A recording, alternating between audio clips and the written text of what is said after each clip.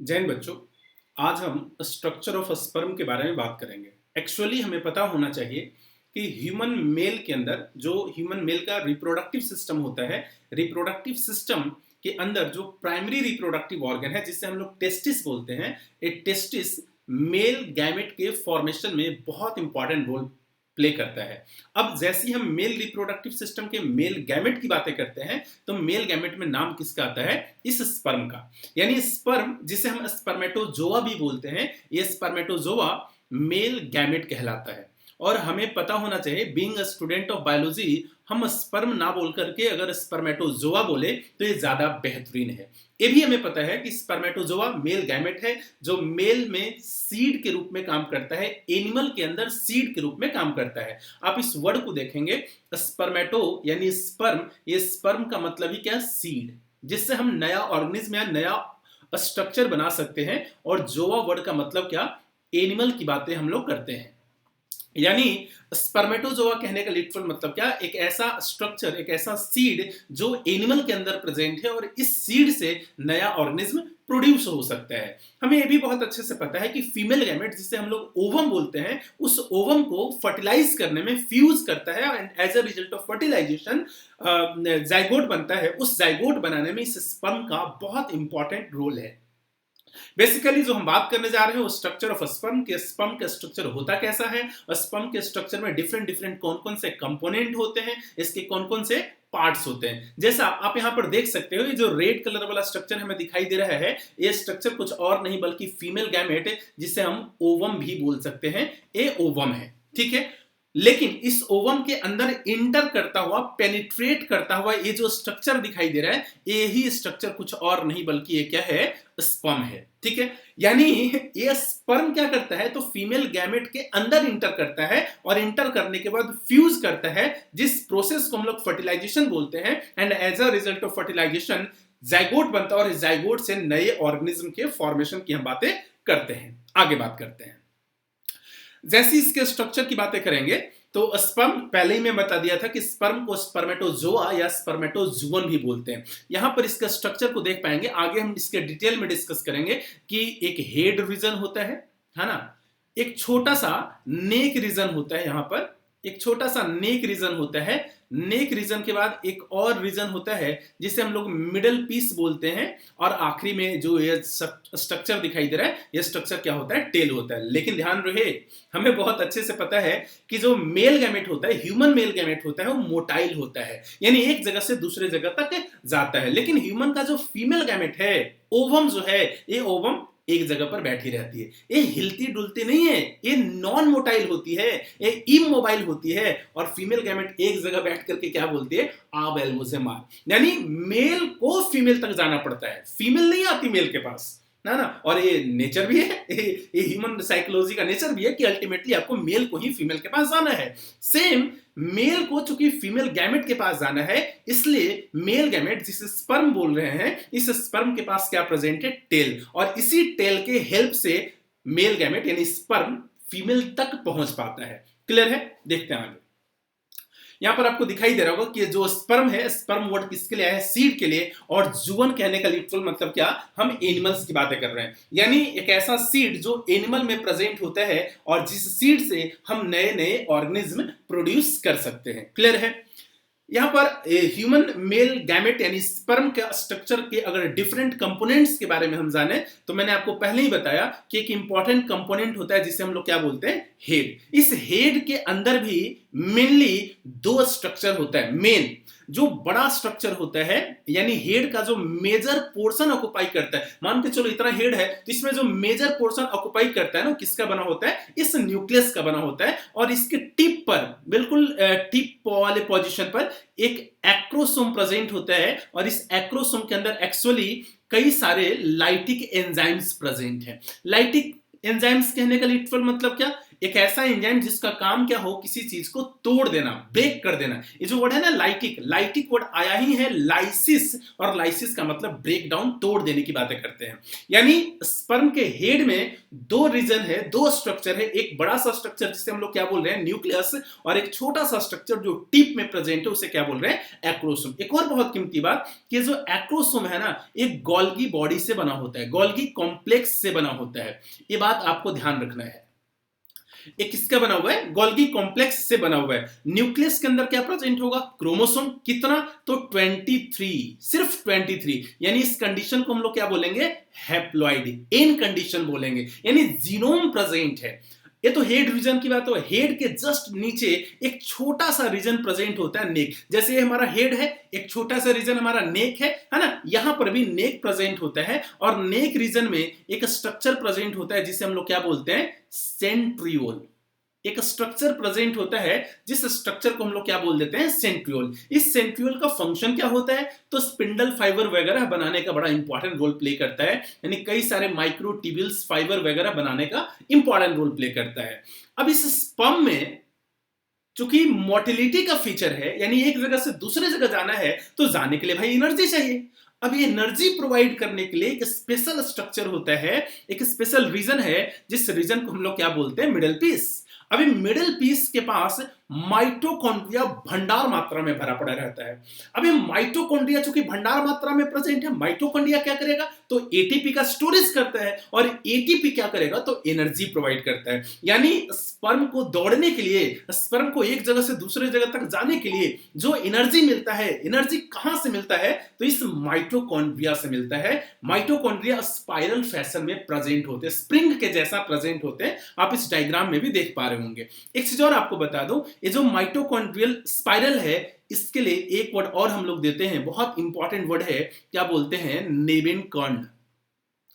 इसे हम लोग क्या बोलते हैं नेबेनकॉर्न, ये भी आपको ध्यान रखना है। यानी मिडिल पीस हो गया, अब इसके बाद जो आखिरी स्ट्रक्चर है इसे हम लोग सिंपली क्या बोल देते हैं टेल। ये टेल ही है जिसके कारण स्विम करता हुआ, दौड़ता हुआ, भागता हुआ आगे तक पहुंच पाता है। और इस स्पर्म का पूरा स्ट्रक्चर है एक प्लाज्मा मेम्ब्रेन से कवर्ड होता है, सेल मेम्ब्रेन से कवर्ड होता है। क्लियर है। यानी स्पर्म के बेसिक स्ट्रक्चर में क्या क्या प्रेजेंट है, तो हेड प्रेजेंट है, एक छोटा सा नेक प्रेजेंट है, मिडिल पीस प्रेजेंट है, और टेल प्रेजेंट है। ये सारे स्ट्रक्चर किससे कवर्ड है, तो प्लाज्मा मेम्ब्रेन से कवर्ड है। हेड के अंदर दो रीजन है, एक न्यूक्लियस जिसके अंदर क्रोमोसोम प्रेजेंट है, कितना, तो 23 क्रोमोसोम प्रेजेंट है, यानी हैप्लॉइड कंटेंट यानी जीनोम प्रेजेंट है ना। इसके टिप पर क्या प्रेजेंट है, तो एक्रोसोम। आपको बता दूं ये स्पर्म जब, जैसे मान के चलो आप कि ये फीमेल गैमेट ओवम है, जब ये स्पर्म ओवम्स के साथ टकराता है तो यही एक्रोसोम रिलीज करता है अपने अंदर के एंजाइम्स को, और ओवम यानी जो फीमेल गैमेट है उसके ऊपर जो मेम्ब्रेन है, जैसे जोना पेलिसिडा हो गया, प्लाज्मा मेम्ब्रेन हो गया, उन सबको क्या कर देता है, रप्चर, तोड़ देता है, ब्रेक कर देता है। दैट इज वाई इसका नाम क्या पड़ा है कि एक्रोसोम के अंदर जो एंजाइम्स प्रेजेंट है उन एंजाइम्स को हम लोग सिंपली क्या बोलते हैं, लाइटिक एंजाइम। क्लियर है, आगे बात करते हैं।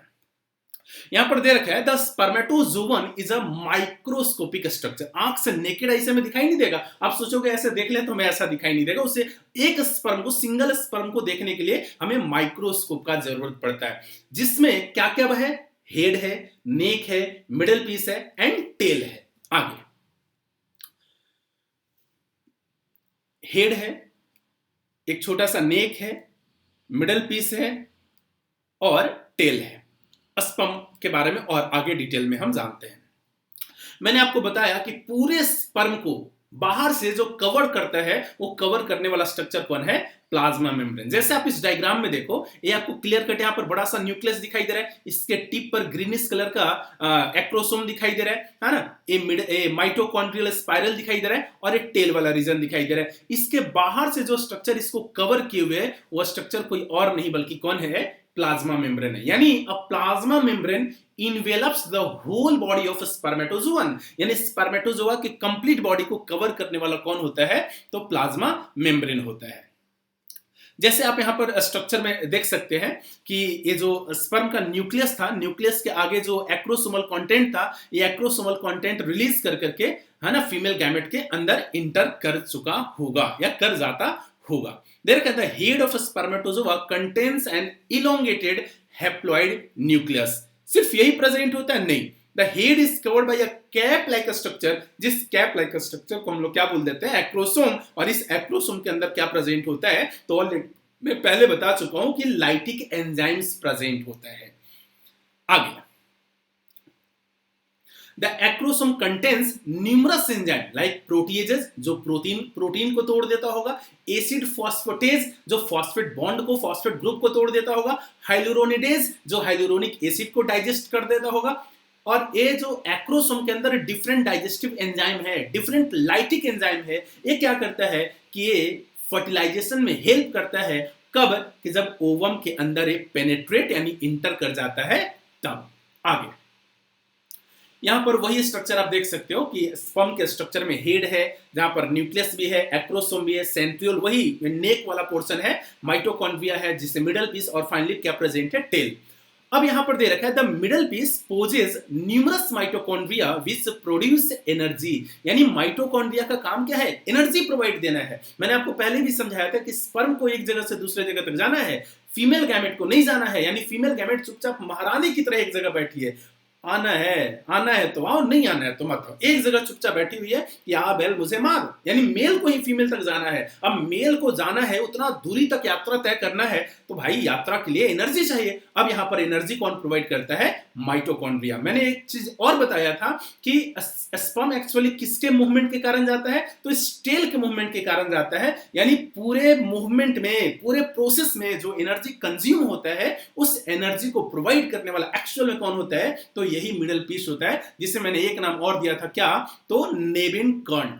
एक लाइन और दे रखा है कि अगर फर्टिलाइजेशन हम चाहते हैं कि नॉर्मल हो, यानी फर्टिलाइजेशन होना ही होना है, तब उस कंडीशन में स्पर्म के अंदर अच्छा खासा मोबिलिटी यानी अच्छा खासा मोटिलिटी यानी अच्छा खासा इसके में मोटाइल स्ट्रक्चर, मोटाइल फिनोमेनन होना ही चाहिए।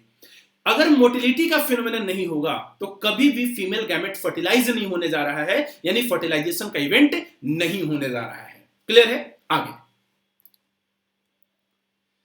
A human male ejaculates about 200 to 300 million sperm, यानी जब ह्यूमन क्विटस करता है, यानी जब सेक्सुअल इंटरकोर्स में पार्टिसिपेट करता है, तब उस टाइम पर एक इजैकुलेशन यानी मेल बॉडी के जब स्पर्म निकलता है, निकलने के बाद फीमेल जेनेटिलिया में यानी फीमेल के वेजाइना में जब स्पर्म को हम डिपॉजिट करते हैं, उस प्रोसेस को क्या बोलते हैं, इंसेमिनेशन। लेकिन अगर मेल बॉडी से स्पर्म निकलकर कहीं भी चला जाए, इधर उधर कहीं भी निकल के चला जाए, यानी मेल बॉडी से निकल गया, अब कहां गया हमें पता नहीं है, इस प्रोसेस को हम क्या बोलते हैं, इजैकुलेशन। और एक बारी जब स्पर्म इजैकुलेट होता है तो उस एक इजैकुलेशन में लगभग 200 से 300 मिलियन स्पर्म प्रेजेंट होता है। ये लाइन ध्यान रखने वाली है।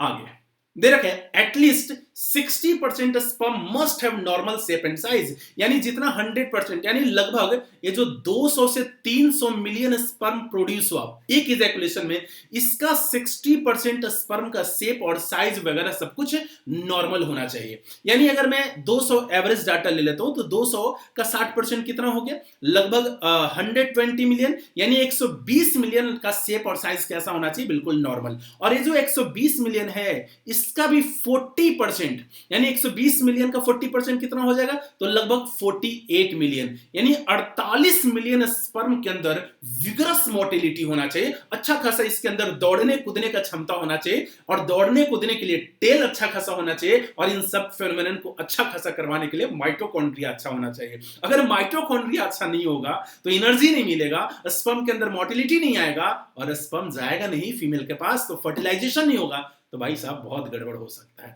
यानी नॉर्मल फर्टिलिटी के लिए इस सारा कंडीशन का फॉलो अप करना बहुत जरूरी है। Sperm released from the seminiferous tubules and are transported by the accessory duct. Accessory duct जैसे आप जानते होंगे वैस डिफरेंस है ना, इससे पहले भी हम एपिडिडाइमिस की बातें कर सकते हैं, इसके पहले भी हम वैस इफरेंसिया की बातें कर सकते हैं, यानी वैस इफरेंसिया से होते हुए एपिडिडाइमिस, एपिडिडाइमिस से होते हुए वैस डिफरेंस, वहां से सेमाइनल वेसाइकल, फिर जो डिफरेंट ग्लैंड से होते हुए यूरेथ्रा, पेनिस, और फाइनली बॉडी से बाहर इजैकुलेट कर सकता है। Secretion of epididymis, vas deferens, seminal vesicle and prostate are essential for maturation and motility of sperm. यानी खास करके जो सेमाइनल वेसाइकल है, जो प्रोस्टेट ग्लैंड है, इन दोनों का सिक्रीशन बहुत इंपॉर्टेंट है स्पर्म के नॉर्मल मोटिलिटी के लिए और स्पर्म के नॉर्मल मैचुरेशन के लिए। आपको एक चीज और बता दूं कि स्पर्म अपने जीवन काल में जो भी उसका 4-5 दिन का ड्यूरेशन होता है जब फीमेल के जेनेटिलिया में डिपॉजिट हो जाता है, लेकिन स्पर्म 2 बार मैच्योर होता है। एक बारी इस सेमाइनल वेसाइकल प्रोस्टेट ग्लैंड में पहली बार, और दूसरी बार कब, जब इंसेमिनेशन हो जाता है, यानी जब स्पर्म को वेजाइना में डिपॉजिट कर दिया जाता है। यहां पर जाकर के एक प्रोसेस होता है जिस प्रोसेस को हम लोग क्या बोलते हैं, कैपेसिटेशन।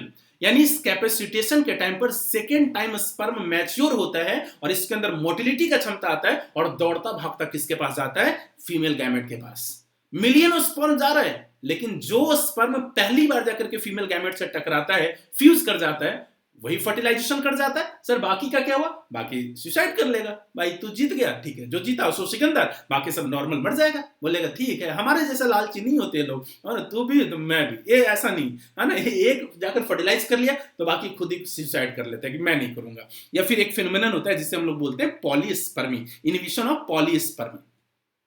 जैसे आप यहाँ पर डिफरेंट स्पर्म देख रहे होंगे कि बहुत सारा स्पर्म जा रहा है ना, जाकर के फर्टिलाइज करेगा। फर्टिलाइजेशन के लिए मैंने आपको बता दिया था जो सबसे पहला कंडीशन क्या है कि सेमाइनल जो एक्रोसोम है, एक्रोसोम अपना जो एंजाइम्स है वो रिलीज करता है, जिसके कारण कि ओवम का जो कुछ भी उसका वॉल है, जोना पॉलिस्यूडा है, प्लाज्मा मेम्ब्रेन, उन सबको क्या कर देता है, रप्चर। ये भी चीज हमें ध्यान रखना है कि स्पर्म कभी भी मेल बॉडी से अकेला रिलीज नहीं होता। स्पर्म के साथ साथ कुछ एक्सेसरी फ्लूइड भी रिलीज होता है, और स्पर्म प्लस जो फ्लूइड है, इन दोनों को मिलाकर के हम लोग एक सिंगल वर्ड देते हैं, क्या, तो semen. There is the seminal plasma, वही fluid along with the sperm constitute the semen। यानी ध्यान रहे हमारे बॉडी से कभी भी स्पर्म अकेला बाहर इजैकुलेट नहीं होता, स्पर्म के साथ हमेशा कौन आता है, ये फ्लूइड। और ये फ्लूइड करता क्या है, तो स्पर्म को प्रोटेक्ट करता है, स्पर्म को मैच्योर करता है। ये सारा काम किसका है, इन फ्लूइड का, जिस फ्लूइड को हम लोग सिंपली यहां पर क्या बोल रहे हैं, सेमाइनल प्लाज्मा। क्लियर है, आगे